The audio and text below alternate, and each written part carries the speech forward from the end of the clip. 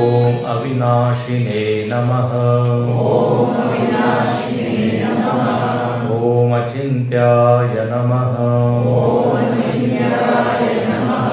ओम अप्रमेयाय नमः। ओम अद्वितीयाय नमः। ओम अनिकेताय नमः। ओम अनुशासन प्रियाय नमः।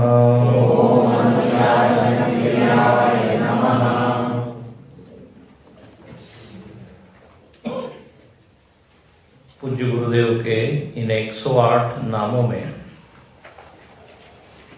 उनके व्यक्तित्व की झलक हमको मिलती है और इसके ऊपर चिंतन करने का प्रयोजन यही है कि हमारी पहचान परिचय गुरुदेव से हो जाए। अब यहाँ पर अगला जो नाम है अनुशासन प्रियाय नमः। गुरुदेव को अनुशासन बहुत प्रिय था, तो जो अनुशासन को पसंद करता है ऐसे गुरुदेव को हम नमस्कार करते हैं। अब देखिए, ये अनुशासन एक ऐसी चीज है प्राय लोगों को पसंद नहीं आता। मतलब दूसरा व्यक्ति अनुशासन में रहे ये ठीक है, हम नहीं रहे। दूसरों को अनुशासित करने में मजा आता है, लेकिन स्वयं के लिए डिसिप्लिन मतलब जरा कठिन होता है। गुरुदेव कहते थे, अंग्रेजी में शिष्य को कहते हैं डिसाइपल। तो कहते थे one who submits to discipline is disciple. मतलब जो अनुशासन का पालन करे वही कौन है? शिष्य। अनुशासन भले ही हमको अच्छा न लगे, लेकिन जगत में जिन लोगों को भी कुछ प्राप्ति हुई है उसका एक रहस्य क्या है? उन्होंने अनुशासित जीवन जिया है। अनुशासन मतलब अपने ऊपर कुछ नियम लाद लेना, नियम स्वीकार कर लेना। गुरु ने कह दिया, उसके बाद स्वयं हम उसको फॉलो कर रहे हैं, तो उसको क्या बोलेंगे? अनुशासन। देखो, एक होता है शासन और एक होता है अनुशासन। अनु का मतलब क्या होता है? पश्चात, अनुसरण, अनुपालन, अनुगमन, ये उपसर्ग है अनु। तो जैसे गुरु ने बता दिया ये आपको करना है, सुबह उठना है, ये पढ़ना है, ये जब करना है। अब उसके बाद हम जब उसको फॉलो कर रहे हैं तो गुरु क्या बोलेंगे? ये बड़ा अनुशासित शिष्य है। अब वो डंडा लेके पीछे तो नहीं पड़ा रहेगा कि उठो करो। तो स्वयं से जब हम नियमों का पालन कर लेते हैं तो फिर हम कहलाते हैं अनुशासित। और ये अनुशासन देखिए हर छोटी छोटी चीज में काम में आता है। बिल्कुल सरल, मतलब आप रास्ते पर जा रहे हो तब भी अनुशासन है कि नहीं? नियम है कि नहीं? आए चलो, लाल लाइट आए तो रुक जाओ, अनुशासन। आपको कई बार हमने बताया होगा, भारत में व्यक्ति कोई आया और उसने देखा, बोले यहाँ पे ये 3 सिग्नल के जो लाइट है उसका अर्थ कुछ अलग है।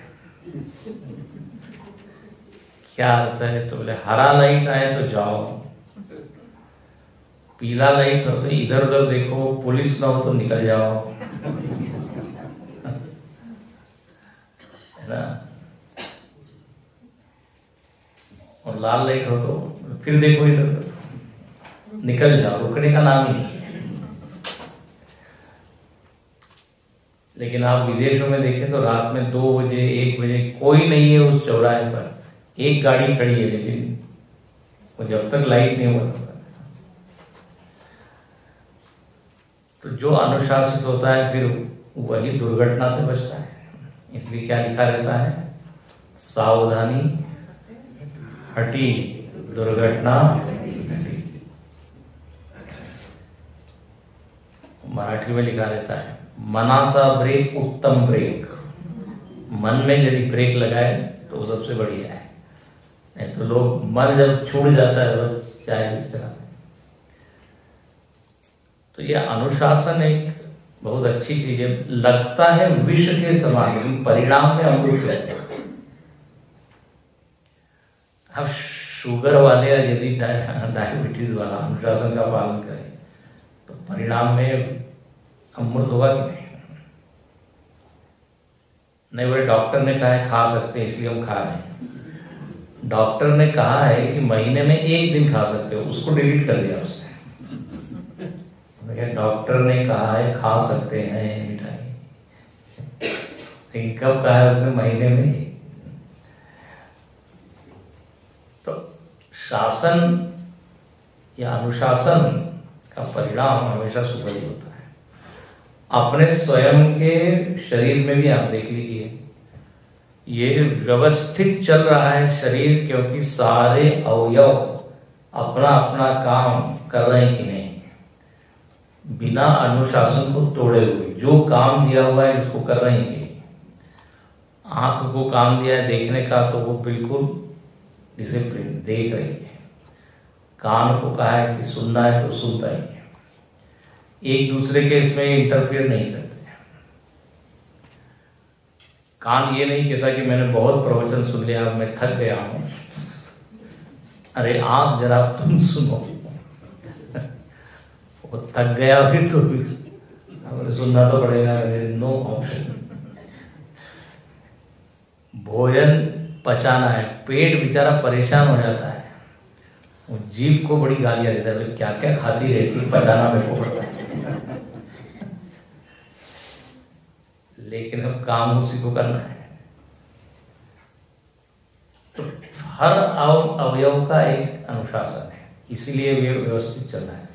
आप कल्पना कीजिए यदि अनुशासन ये तोड़ दे तो क्या हाल होंगे। कभी कभी पेट कंफ्यूज हो जाता है, मतलब तब पेट खराब हो जाता है, क्या किसको पचा ये नहीं समझ में आता उसको, तभी वो अपचन हो जाता है। तो जीवन जीने के लिए, सामान्य जीवन जीने के लिए अनुशासन, तो उपलब्धि हासिल करने के लिए, इसलिए गुरुदेव ने अनुशासन के ऊपर खूब जोर दिया। यहाँ तपोवन जी महाराज वो खूब अनुशासित रहे, उनके अंडर गुरुदेव तैयार हुए, तो उनमें भी वही अनुशासन। इसलिए लिखते हैं अनुशासन प्रियाय नमः। अब मेरे पास एक पुस्तक है, उसमें 3-4 गुरुदेव के इंसिडेंट, मतलब ये दिए हुए घटनाएं कि गुरुदेव को देखो अनुशासन कितना प्रिय था।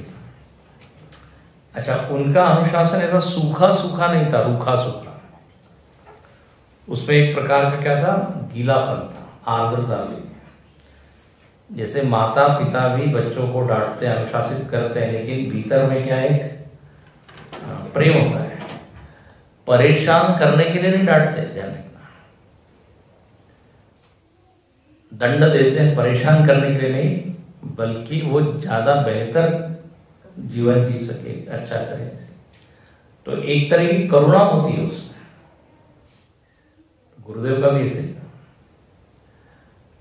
अब उनका एक स्वभाव मतलब ये था कि यदि प्रवचन में यदि कोई उठ जाए, देखो इतना अनुशासन, तो वो अपना प्रवचन बंद कर देते,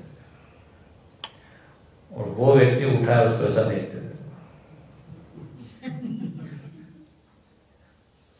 जो उठा है उसको लगता था अचानक क्या हो गया, जब उसको मालूम पड़ता मेरी तरफ देख रहे बेचारा झिझक जाता था। अच्छा, उसके बाद जो डांट लगाते थे, क्यों डांटते थे, बोले देखो मैंने इतनी मेहनत से सब लोगों की एकाग्रता तैयार की है और आपने उठ के सबकी एकाग्रता भंग कर दी। हाँ, थोड़ा वो कहते यदि आप देर से आ रहे हो तो पीछे बैठे हैं, अब एक जगह तो जहां गुरुदेव रहते थे वही लोग बीच बीच में आके ना आगे बैठ रहे, उनके यहाँ रह रहे, उनको भी उसी तरह होने देगा। ये नहीं कि उनके यहाँ रह रहे तो उनको उसे डांटे, ये नेवर किया। तो ऐसा क्यों? तो बोले देखो मैं रुक जाता हूं इसलिए ताकि तुमको समझ में आए। दूसरी बात, सब लोगों का ध्यान उसकी ओर है और मैं यदि कुछ बोल रहा हूं तो वो विचार जो मैं बोल रहा हूं वो ग्रहण नहीं होगा, इसलिए मैं रुक जाता हूं। देखो कितना उसके पीछे विचार है। जैसे मोबाइल भी बजते हैं तो एक क्षण के लिए एकदम सबका, फिर उतनी देर में हमने क्या बोला वो मिस हो जाता है। क्योंकि मनीराम तो ऐसे है ना, मनीराम तो ये मन जरा सा निमित्त होने उसको पकड़ के रखना, मतलब वायोरिव सुदुष्कर। तो ये उन करीब करीब हर शहर में ये घटना घटी कि कोई ना कोई लोग उठता है, जिसको मालूम है वो बिल्कुल नहीं उठता। अनुशासन। ज्ञानी जैल सिंह उनके इसमें आया, उद्घाटन के लिए आने वाले थे, वो देर से आए, गुरुदेव ने शुरू कर दिया, बड़े पक्के थे वो। फिर उन्होंने बुरा नहीं माना, बोले ठीक ही किया। उनका तो टाइमिंग का बहुत ही जबरदस्त था। 5 मिनट पहले पहुंच जाते थे तो बाहर चक्कर लगाते थे, आएंगे एकदम डॉट। लोग उनके आने से अपनी घड़ी मिलाते थे, मतलब स्टेज पे आ गए मतलब 7 बज गए। इतना हम लोग तो उतना नहीं कर पाते, लेकिन बहुत ही वॉज वेरी स्ट्रिक्ट। बोले सब लोगों का टाइम बहुत कीमती है, ऐसा हम नहीं मान सकते कि हम बोले जा रहे हैं। तो ऊपर से तो बड़े कठोर रखते थे, लेकिन अंदर से उनके पीछे क्या है, करुणा है। जैसे वो कबीरदास जी ने कहा ना, गुरु कुमार और शिष्य घट है। गुरु कौन है? कुमार की तरह है, और शिष्य कैसा है? घट है। उसमें कुमार क्या करता है? अंदर हाथ सहाय दे, ऊपर मारे चोट, ऊपर जैसा ऐसा आता है, लेकिन अंदर तभी जाके आकार आता है नहीं घड़े को। तो हृदय में क्या है? बोले करुणा, प्रेम, लेकिन बाहर से स्ट्रिक्ट कठोर। जैसे नारियल भी होता है कि नहीं, बाहर से कठोर है, लेकिन अंदर पानी, शीतल। तो इसलिए यहां पर लिखा अनुशासन प्रियाय। अच्छा, छोटी छोटी चीज को देखते थे, फॉलो कर रहे हैं, बहुत बारीकी नहीं। एक बार चेन्नई में कुछ युवा केंद्र के लोगों ने रामायण के ऊपर कुछ नाटक किया। तो नाटक हो गया पूरा, उसके बाद प्रणाम करने सब जो पात्र थे वो, तो जो रावण बना था उसने भी नमस्कार किया। तो उसको कहा कि अरे तुम शिव भक्त हो, तुमने जब वो शिव जी को प्रणाम किया था तब जूते नहीं निकाले थे तुमने, वो चप्पल जूते पहन के। बोले ऐसे कैसे शिव भक्त है? शिव भक्त हो तो भक्त तो मंदिर के बाहर। देखो ये भी उन्होंने नोट किया, छोटी छोटी चीज है। एक बड़ा अच्छा बड़ी घटना है, चेन्नई में वो एक गणपति मंदिर था और वहां पे वो आने वाले थे। अब कहते हैं सारे युवा केंद्र के लोग बड़े एक्साइटेड थे और उनका अरे गुरुदेव आ रहे हैं, तो बिल्कुल हम सारा जो मंदिर स्वच्छ करेंगे। मतलब गुरुदेव को मौका नहीं मिलेगा कि कहीं गंदगी हो गई, तो उन्होंने एक एक कोना कोना बिल्कुल साफ किया। बोले आज तो गुरुदेव हमको शाबाशी देंगे। अच्छा, गुरुदेव गए, सब बढ़िया, उन्होंने देखा वाह बहुत सुंदर। फिर आरती हुई, आरती हुई, उसके बाद जब वो कार में बैठ रहे थे तब उन्होंने उस सेक्रेटरी को बुलाया और उससे पूछा कि वो जो आरती का जो प्लेट है वो आखिरी बार कब धोया था?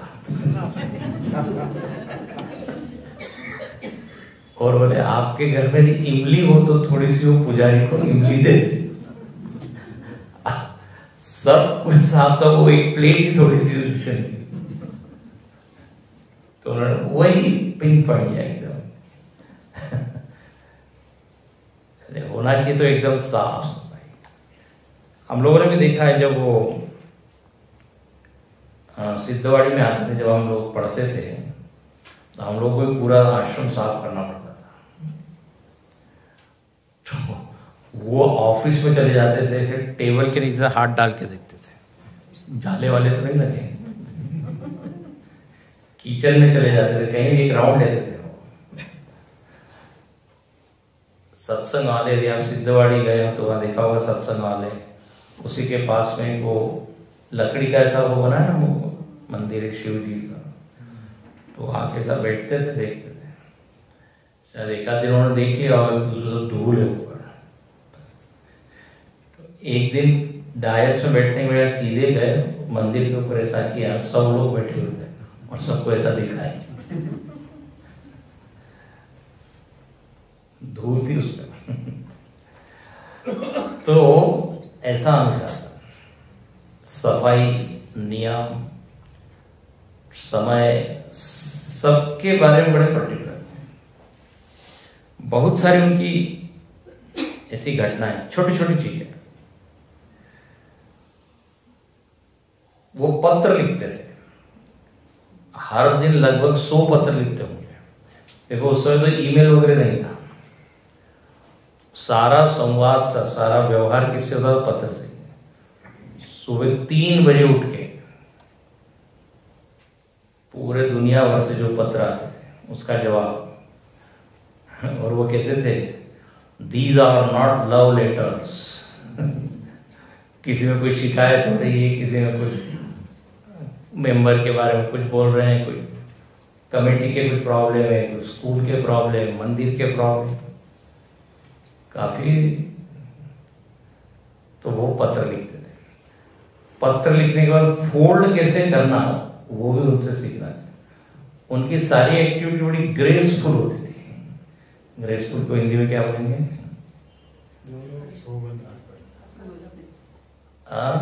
सुव्यवस्थित, गौरवपूर्ण, उसका एकदम शब्द गौरवपूर्ण, मतलब देखने ही हो गया तो बिल्कुल बराबर फोल्ड।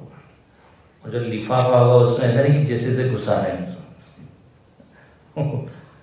वो लिफाफा बिल्कुल उस पत्र से थोड़ा सा बड़ा होना चाहिए, क्योंकि जब हम काटते हैं कई बार ना बिल्कुल उसी साइज का भर देते हैं, तो काटते हैं तो वो भी कट जाता है, या गोंद इतना ज्यादा चिपका देते हैं कि वो, हाँ गुरुदेव बड़ा मजाक में कहते थे, कई लोग बोले ऐसे पत्र आते हैं उसको निकालना, मतलब वो कहते थे सिजेरियन ऑपरेशन से ज्यादा कठिन।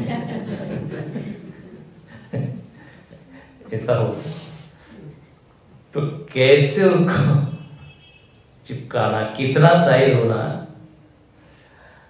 यहां तक कि वो रुमाल को भी फोल्ड करते थे तो ऐसा नहीं ऐसा करके घुसा दिया जेब में, उसको ऐसा स्क्वायर रूप में। बहुत छोटी छोटी प्रवचन करते थे, वो स्टिक को भी ऐसे जगह लगाते थे जिससे कुछ बाधा न हो, इसलिए उनका नाम है, बिल्कुल सही नाम, अनुशासन प्रियाय। और वो कहते थे कि let your mind be where your hands are, जहां पे आपका मन है वही हाथ होना चाहिए।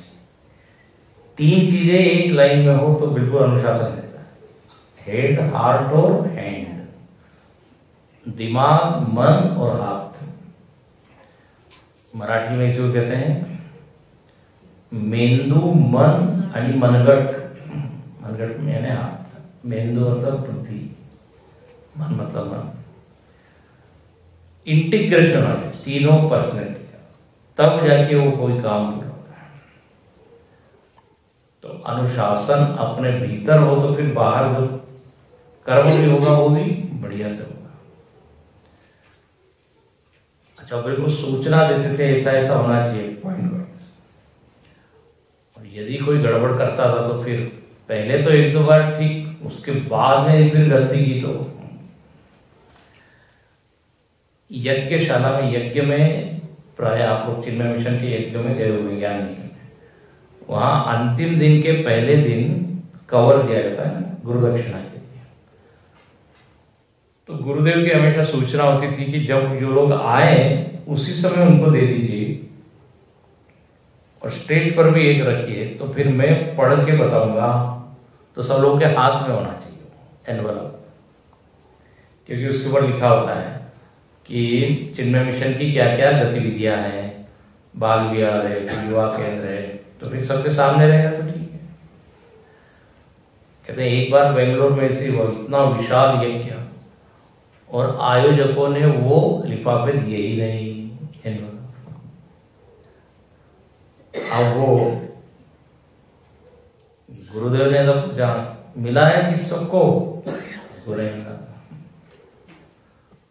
पूर्ण किया, और गुरुदेव भी कर एक्चुअली उस दिन वो अपील करते हैं ना, हम लोग भी अपील करते हैं, उन्होंने अपील की नहीं। अब अपील नहीं की तो कोई फंड वंड कहां से आएगा? गुरुदेव डिडंट केयर, बोले आपने ये फॉलो नहीं किया, ठीक है इस बार ऐसे ही। तो इतने हजारों लोग, कोई गुरु दक्षिणा वगैरह कोई नहीं। आयोजक लोगों ने बड़ी माफी मांगी। अच्छा, एक बार जब व्यक्ति गलती करता है फिर अगले बार कभी भी वो गलती नहीं होती। तो इनके देखिए अनुशासन की बात होता है, छोटी छोटी चीज, ये जो हम लोग उद्घाटन करते हैं और क्या दिया जलाते हैं, दीप प्रज्वलन, उसके लिए भी उनकी पहले से इंस्ट्रक्शन होती है कि वो जो बात है उसके ऊपर थोड़ा सा कपूर होना चाहिए, थोड़ा थोड़ा 2-4 मिनट, तो क्या होता है हाँ पकड़। अब कई जगह हम लोग जाते हैं और तेज टपकता रहता है, वो कैच ही नहीं करता, ऐसा करो वैसा करो, बहुत परेशानी होती। तो उनकी वो सूचना होती थी, उसमें थोड़ा सा, बहुत ज्यादा काम कर्पूर भी नहीं रखा, लेकिन और कहते 2 स्टिक्स लिया करो, जब खुले में होता है, मतलब हवा चलती है तो 2 काड़ी होनी चाहिए, एक में बूझने का संभावना होती है। अब देखो इतनी बारीक, अब इतना ब्रह्म ज्ञान बोल रहे हैं, लेकिन एकदम छोटी छोटी चीज।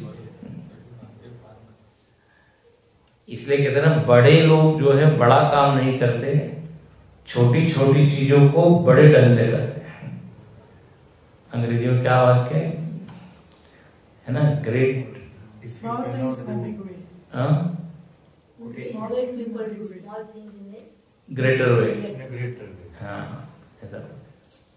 और सही बात है, छोटी छोटी चीज को यदि अच्छे से किया जाए तो वही बड़ी हो जाती है।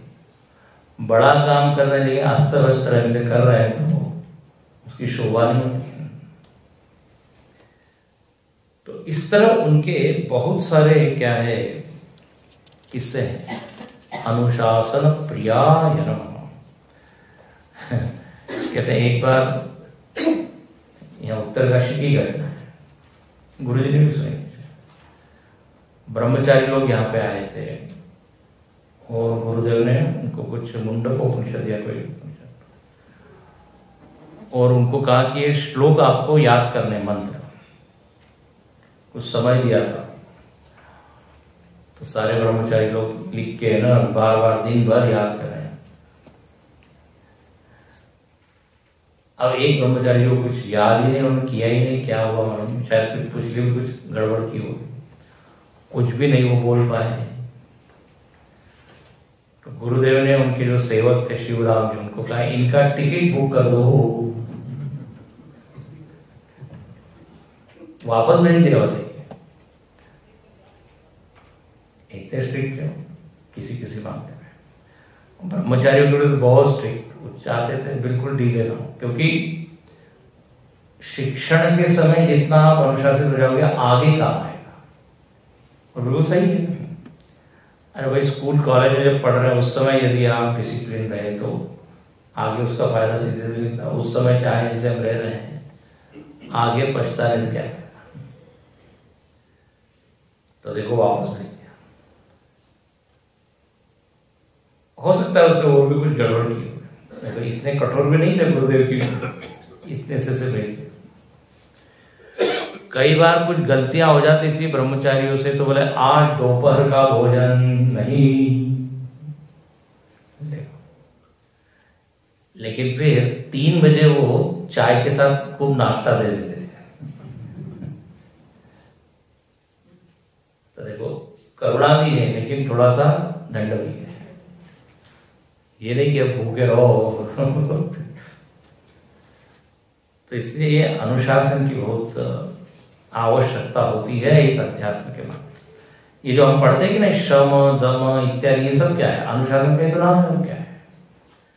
इंद्रियों का संयम करना, मतलब क्या? उनको डिसिप्लिन, एक विशेष नियम से उनको रखना। भद्रम करने भी श्रेयाम देवा, भद्र देखेंगे अभद्र न देखेंगे। तो इसलिए यहाँ ये उनका नाम बड़ा अच्छा है, अनुशासन प्रियाय।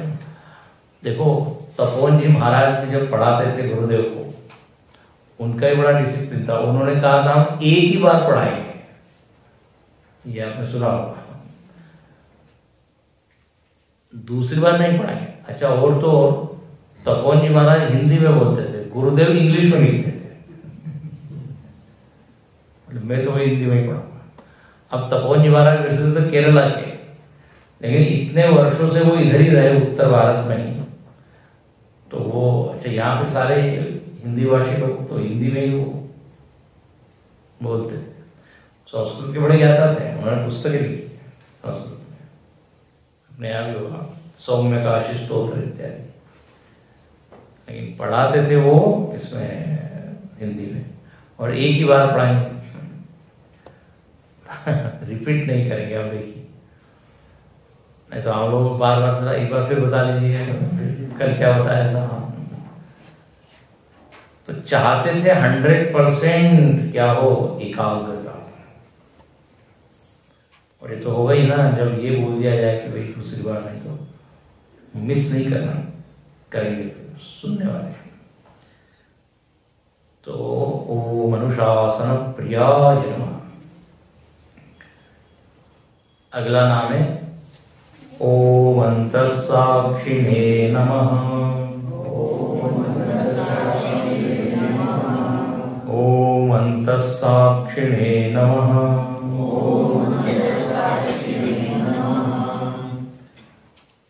एक नाम है अंतस्साक्षिणे। साक्षी तो आपने सुना होगा वेदांत के प्रवचन में, साक्षी भाव। साक्षी मतलब क्या? देखना, दृष्टा भी कहते हैं ना साक्षी। साक्षी मतलब बिना प्रभावित हुए केवल देखना। एक होता है साक्षी और एक होता है भोक्ता। ध्यान से सुनना, भोक्ता मतलब जब आप उस घटना में, वस्तु में तादात्म्य कर लेते हो, इन्वॉल्व हो जाते हो, तो फिर उस वस्तु का आप क्या करते हो? भोग करते हो। सुख दुख दोनों तरफ। भाई मिठाई पड़ी हुई है और आप केवल उसको देख रहे हैं, तो क्या हो जाएगा? साक्षी भाव। लेकिन जैसे ही वो आपके मुख में आप रखोगे, वाह, भोक्ता। तो दोनों में फर्क है। अच्छा, दोनों में आप देख रहे हो, लेकिन एक में देखना प्लस अनुभव करना, मतलब उसके साथ जुड़ना। लेकिन साक्षी तो क्या? विटनेस बोलते कि नहीं? विटनेस। कोर्ट में भी क्या होता है? हाँ, विटनेस बॉक्स या होता है। जब तक वो गवाह अपनी गवाही ना दे, गवाही बोलते हैं विटनेस का, तब तक वो आरोप सिद्ध नहीं होता। किसने देखा है? एक चोर ने बड़ी अजीब बात, अजीब तर्क किया। उसने कहा देखो, एक व्यक्ति ने हमको देखा चोरी करते हुए, लेकिन 1 करोड़ लोगों ने चोरी करते हुए नहीं देखा। हाँ, देखो इतने सारी संख्या हमारे साथ है, इन्होंने नहीं देखा। तो मैं अपराधी के साथ। तो विटनेस होता है। अपने आत्म तत्व को भी आप देखें तो आत्म तत्व क्या है? साक्षी है। वृत्तियां आ रही है, जा रही है, उन सारे वृत्तियों को प्रकाशित करने वाला कौन? साक्षी।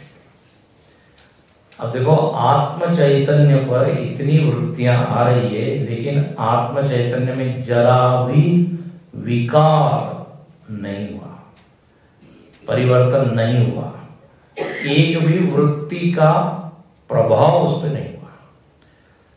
जैसे बोलते कि नहीं, पद्म पत्र विवाह नशा, पानी में कौन कमल रहता है, कमल का पत्ता, लेकिन गीला नहीं होता। एक और उदाहरण हमेशा हमेशा देते हैं संत लोग, चीकू होता है, चीकू के अंदर की जो बीज होती है किसी रीति एकदम अलग हो जाती है। एक होती है आम की गुठली, उन्हें कितना भी रस निकालो वो थोड़ा थोड़ा बच जाता है। जब रस निकालते हैं लोग या खाते भी है, उल्टा सीधा करके वो छिलका होता है उसको, लेकिन कुछ न कुछ रस रह जाता है, असंग नहीं रह पाती वो गुठली। लेकिन दूसरी ये अपनी जीभ को आप देखिए, जीभ बिल्कुल असंग रहती है, इतना तीखा मीठा खट्टा सब खाती है, लेकिन वो तीखी नहीं हो जाती, मीठी नहीं हो जाती। खाने के बाद फिर वो तैयार है, अब आने दो, तीखा हो गया, वाला मीठा, मीठा हो गया, खट्टा। तो जो साक्षी होता है ना, साक्षी भी ऐसे ही होता है। इतने राजसिक, तामसिक, सात्विक सब वृत्तियों के बीच में है, बट असंगो हम। ये दृश्य विवेक में बड़ा अच्छा वर्णन है। तो साक्षी का एक अर्थ होता है साक्षात इच्छा है, सीधा सीधा वो जानता है, देखता है, लेकिन वो जुड़ता नहीं है।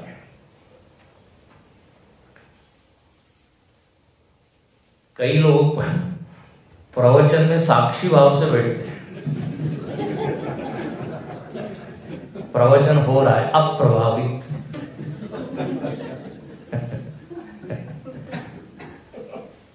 उनसे पूछा जाए प्रवचन अटेंड किया, हाँ कुछ तो भी चल रहा था। तो यहाँ पे साक्षी भाव की प्रैक्टिस मत कीजिए, यहाँ भोक्ता बनिए, जुड़िए। नहीं बोले आप ही बोल रहे, गुरुदेव का नाम है सर। तो देखो साक्षी नमः, एक तो अर्थ ये हुआ कि जो वृत्तियों से अप्रभावित।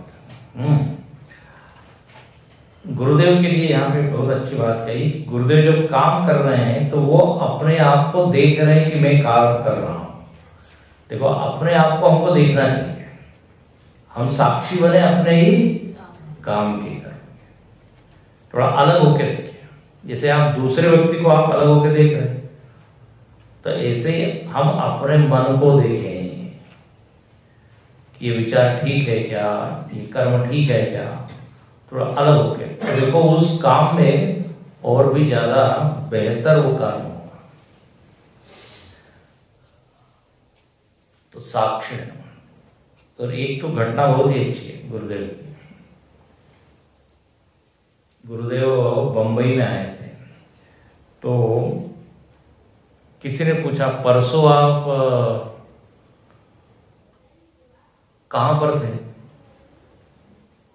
तो गुरुदेव ने कहा मैं यहीं था। तो दूसरे व्यक्ति ने कहा नहीं परसों आप उधर हैदराबाद में थे, और आज यहाँ मुंबई में, कल आप पूना में होंगे। सब एक्टनरी बनती थी ना उनकी, एक्टनरी।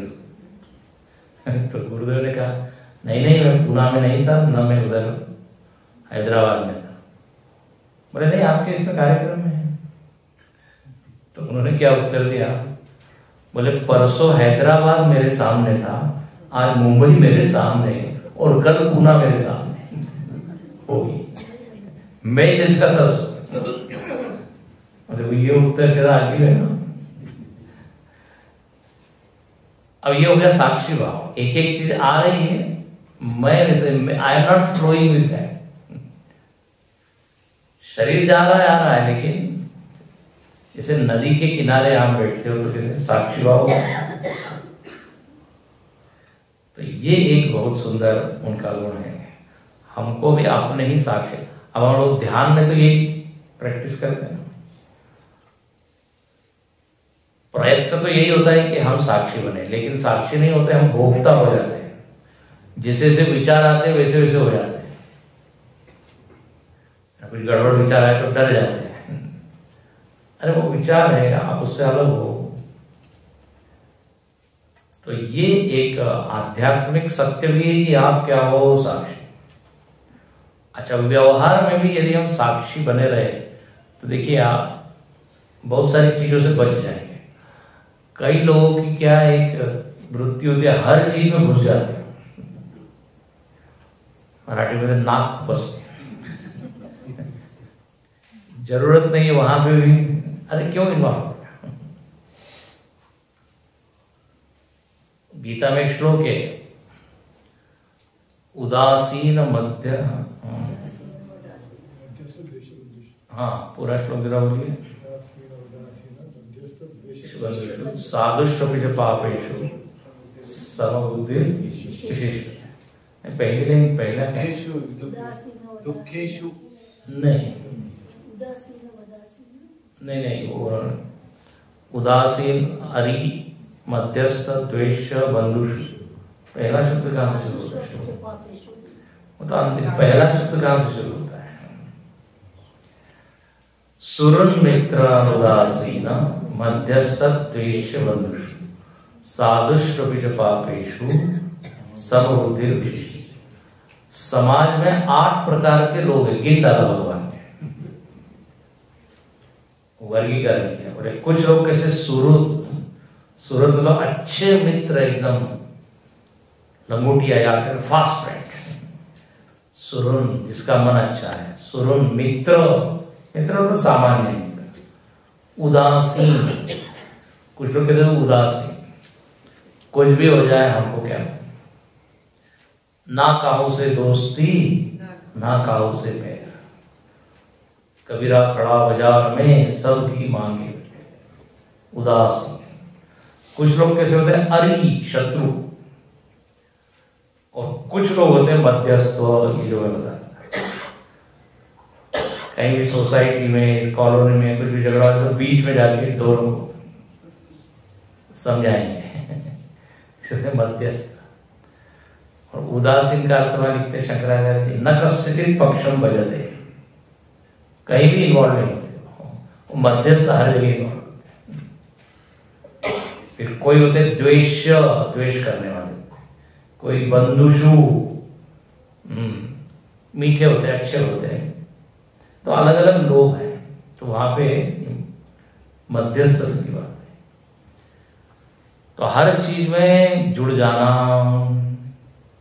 लेकिन साक्षी कैसा है, चाहे यहां बारिश हो रही हो वृत्तियों की, विचारों की, वो कैसा है, असंग हुआ।